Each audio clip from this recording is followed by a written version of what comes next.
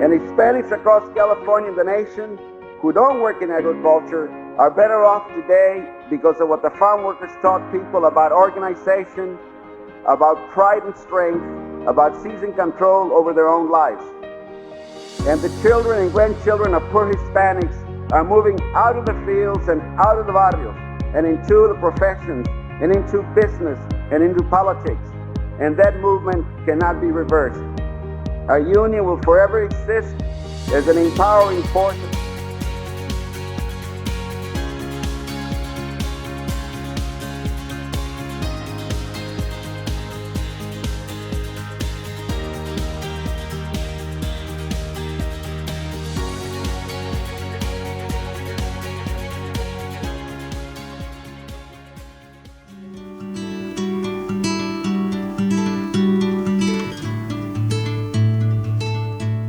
My name is Chavez Rodriguez, and I'm Senior Advisor to President Biden, in addition to being the Director of the Office of Intergovernmental Affairs.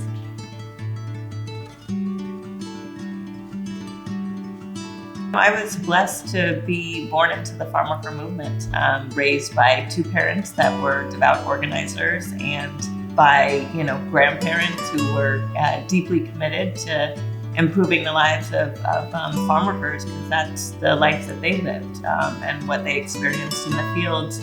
My grandfather would often say that, people around him would always say, someone has to do something about these conditions. Someone has to do something about the treatment of farm workers. Someone has to do something about the low wages that farm workers were paid. And he realized one day that someone was him. So I just feel so blessed to be raised in a movement of people who believed in something bigger than themselves and who also saw the power of both individual and collective action to bring about change in this country.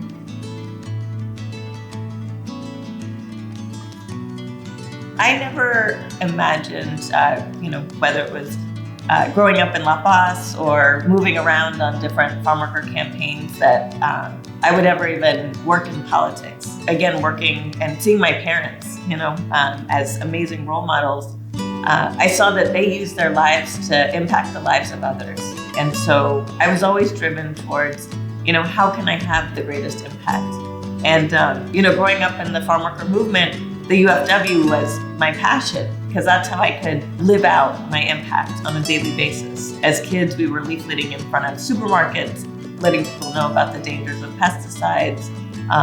Or I remember I was 13 years old when I led my first march, carrying the banner of the Virgen de Guadalupe with my cousin David in Salinas. But those were things that I felt were purposeful and were worthwhile in terms of using kind of my time and my energy and my talents. It wasn't until President Barack Obama, a community organizer, decided to run for president that I realized there was a way that I can continue to make impact on farm workers' lives and an even greater impact in this world.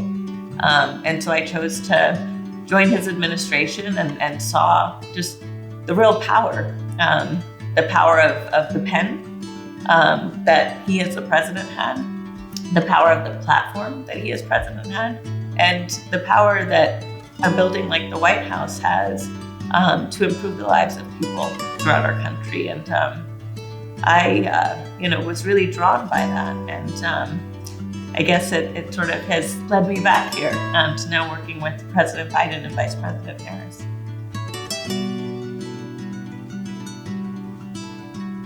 I'm inspired by a lot of my grandfather's words and teachings. They were so simple and yet so profound. One of my favorite quotes of his is, "Once social change begins, it cannot be reversed. You cannot uneducate the person who has learned to read. You cannot humiliate the person who feels pride. You cannot oppress the people who are not afraid anymore. I have seen the future, and the future is ours."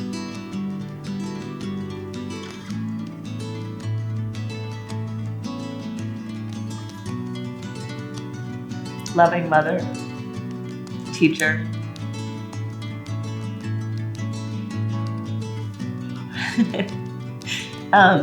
mentor, role model, power, and a rock. Visionary.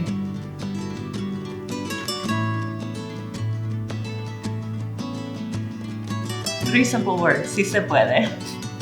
I mean, when you think of, or when I think about what motivates me when times are hard, it is, going back to the mantra of Si Se Puede, that anything is possible. People thought that organizing farm workers was impossible. People thought that DACA, getting deferred action for children of immigrants, was impossible. Sometimes it's hard, and we know it comes with a lot of sacrifice. But what I've seen throughout my years in working with the farm worker movement, seeing the victories and learning from the losses, is that anything is possible.